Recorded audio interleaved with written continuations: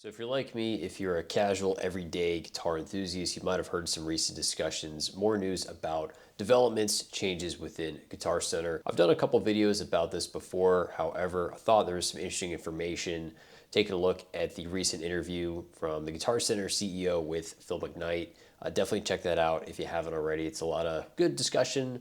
I think there's definitely some good productive conversation talking about kind of where Guitar Center's at as far as like looking at what needs to happen in order to improve. Now, if you want a little bit more specific key points, I have talked about this, like just really like hammering a lot of the pain points just associated with the Guitar Center in-store experience. Be sure to check out those videos, of course, if you haven't already. So I got to give credit where credit's due. I think it's great that the CEO was willing to sit down for an interview with Phil. A lot of times you feel like just the stereotypical CEOs, they're kind of behind the scenes. They don't really make a lot of appearances. So to sit down, with the content creator like Phil, I really think this is good. It seemed like he responded very well to a lot of the feedback. I know one of the specific issues being a lot of the guitars just constantly being locked up, inaccessible, whether it's a mid-level price point, some of even the more entry to mid-level stuff, like you just can't walk into a store, grab something off the wall and give it a try. So it looks like they have alleviated that problem. I think that's definitely a great step in the right direction. Something else I'm really glad they talked about was something I've also complained a lot myself, and that's gonna be potato quality photos as far as like used listings on the Guitar Center website. I always felt like it was a big missed opportunity as far as like turning and burning gear, just the high quantities of trade-ins that they get. You wanna get those things listed, man. You wanna get them cleaned up and sold. And it's just such a stab in the dark if you don't have a fair visual representation of the item. So in the interview, they kind of talked about some like AI technology, basically getting like a nice clear picture, got more of a transparent background. So you're not really going to have a lot of the same visual discrepancies. So I think this is definitely a step in the right direction. I'm really glad to start seeing some better listings at Guitar Center. Guitar Center is like really one of the best places you can go to buy used gear. I mean, it's very simple, hassle-free returns. Typically, their shipping is very fair if you're getting something transferred from one store to another, right? So as opposed to going on Reverb, you might be dealing with one individual seller. If there's some kind of discrepancy, right, like that can be a little bit of a headache. Whereas like, let's say you find a used guitar on Guitar Center and you're like, you know what?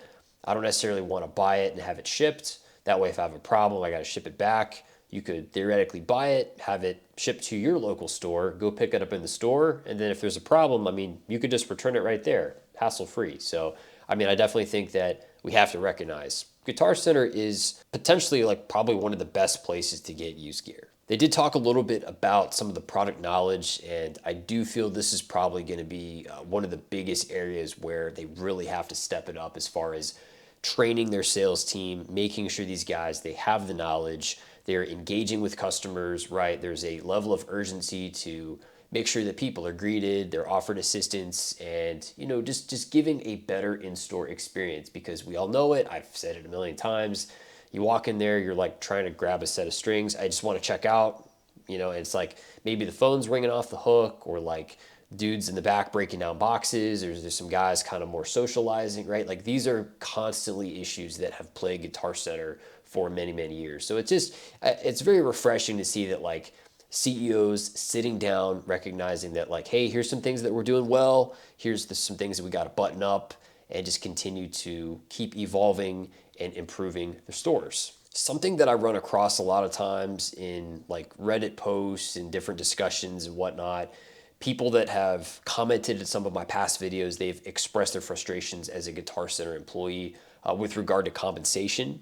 As a person myself, many, many years of sales, retail management background, dude, you got to take care of your salespeople, man. So I don't know what their pay structure looks like on paper, but I've heard a lot of people that actually want to show up to work to be successful, to provide a high standard of service to customers.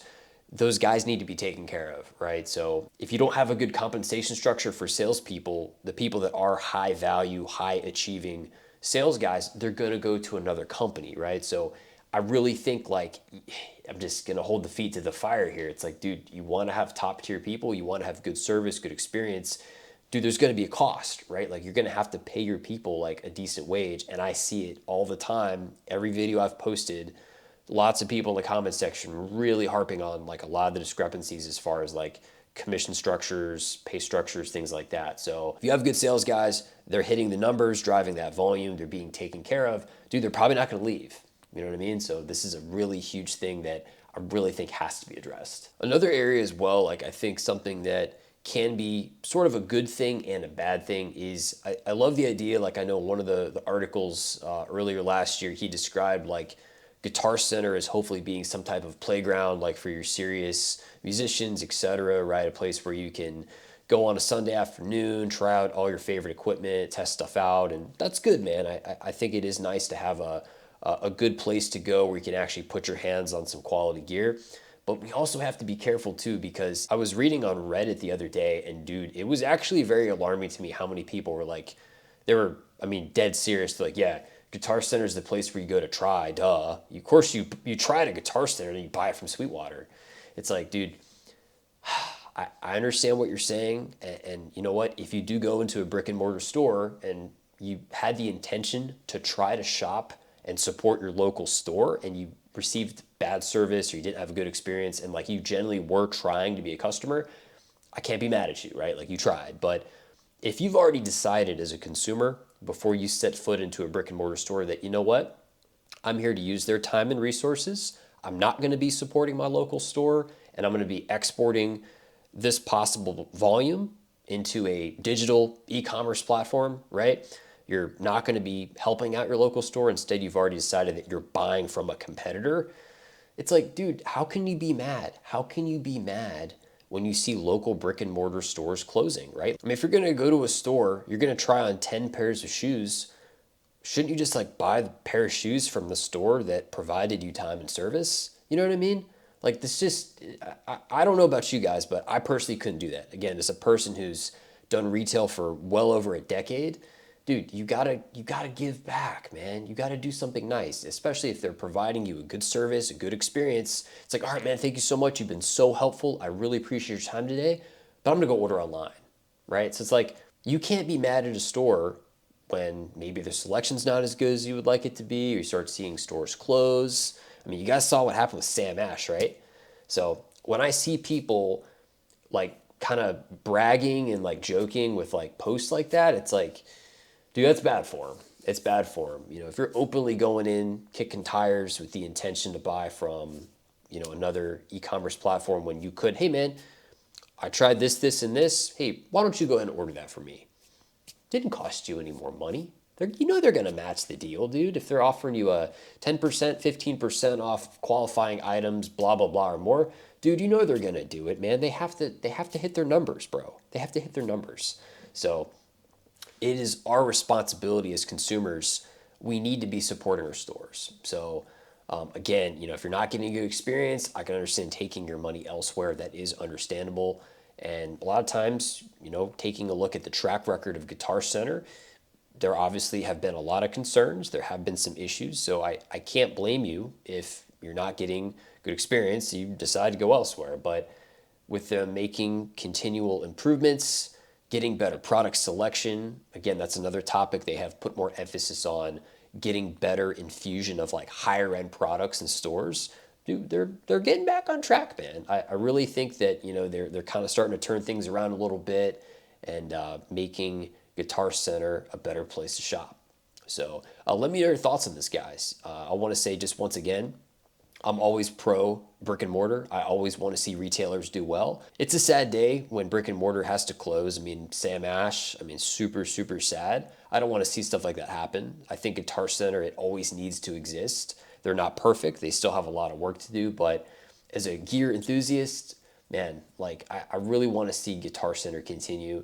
And in a perfect world, I'd love to see these guys continue to button things up and step up their game. So let me know your thoughts in the comment section down below. How do you feel about these changes? Just kind of looking back in the past year since the changes have started to take effect, making these improvements with Guitar Center. If you're thinking about buying some gear, let me know. Tell me where are you guys going to be buying it from? Always curious to hear what you guys think. You know, we want this to be a good, positive environment where you guys can chat gear, bounce some ideas off another, and share your experiences. So that's going to wrap it up, guys. Be sure to leave the link to the article down below. Check out the interview with the Guitar Center CEO with Phil McKnight. Subscribe to the channel if you haven't already, and I'll see you guys in the next one. Have a great day.